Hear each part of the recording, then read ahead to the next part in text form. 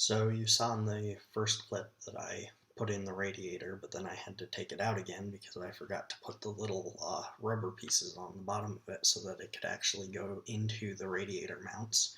And after that, I hooked up to the AC condenser using the two bolts, bolting the AC condenser to the radiator.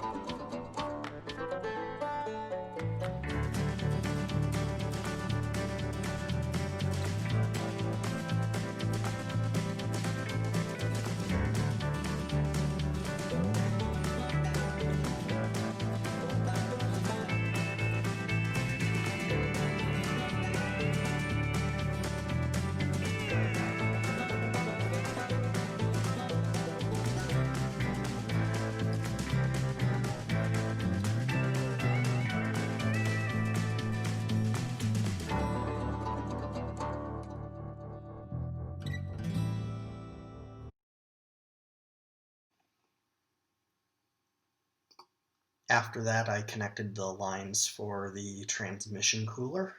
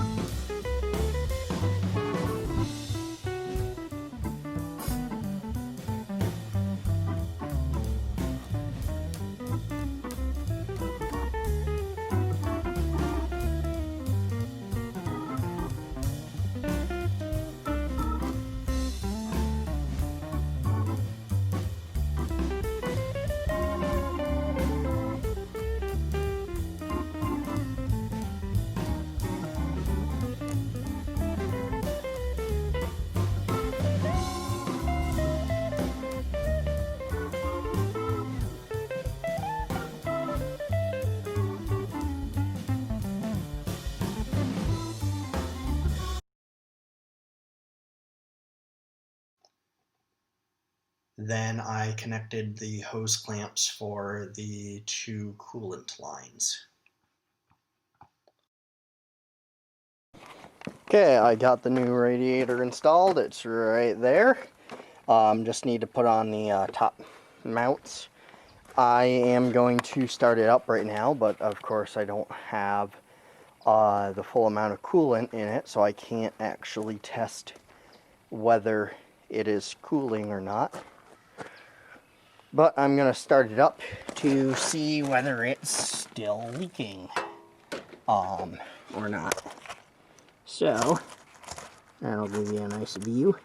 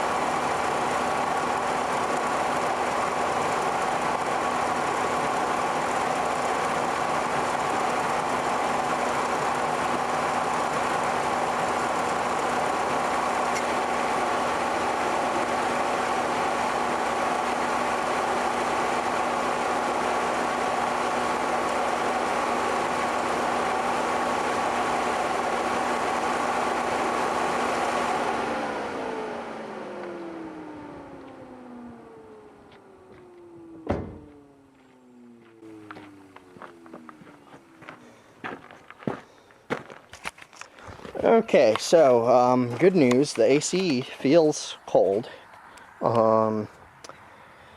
Definitely colder than not having AC. The other good news, I can run it without it puking coolant and whatever all over the place.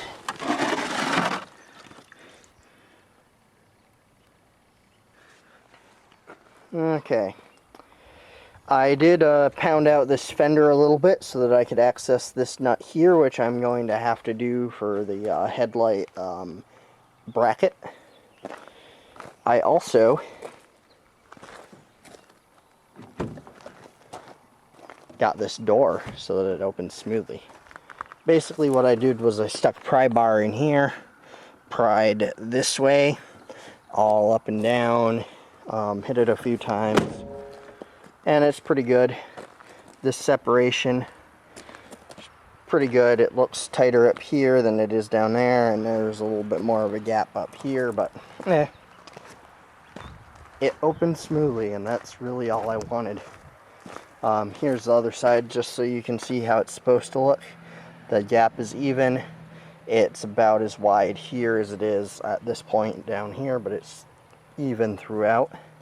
And this gap is much smaller. I imagine I might have to do a little bit more to this corner here once I get the new bracket. I also still have to bend this hood, but pretty good start. The other thing I'm going to do, 3 bolts here, here, and here to put the hood latch back on. I took it off because it was kind of in my way. And I'm going to put that radiator bracket on, And then I have to find the other one. I think it's in my bucket of random parts that I've pulled off this thing. Random pieces of plastic, most of it broken, but the radiator bracket was one that I knew I would need again.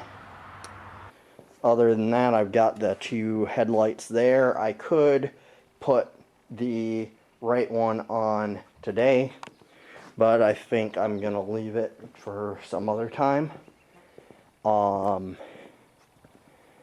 Until I'll put them on at the same time. Just interesting stuff to point out.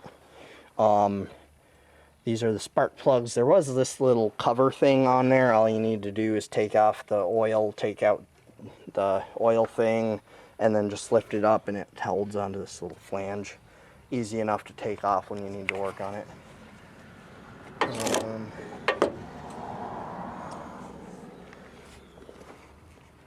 So in here is the air filter, which I will need to replace. I took this off when I was just checking out the engine, and it's disgusting. Down there is the air intake. So those extra fittings are for a transmission intercooler, which is built into the radiator. And I kind of thought that, but I figured since the radiator appeared to be one piece, I thought it all must cycle regular coolant. I didn't realize that there was a section of the radiator that only cycled automatic transmission fluid. I didn't realize that there was that partition. I thought it was a one-piece thing, so I figured most of the coolant is gone out of it. It leaked out of it.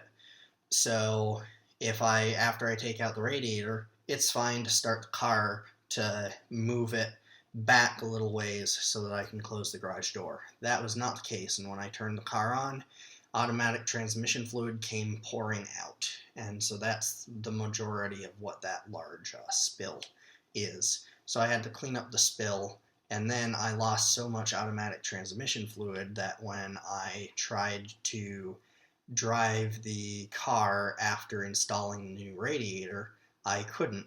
The torque converter didn't have enough fluid for it to actually work.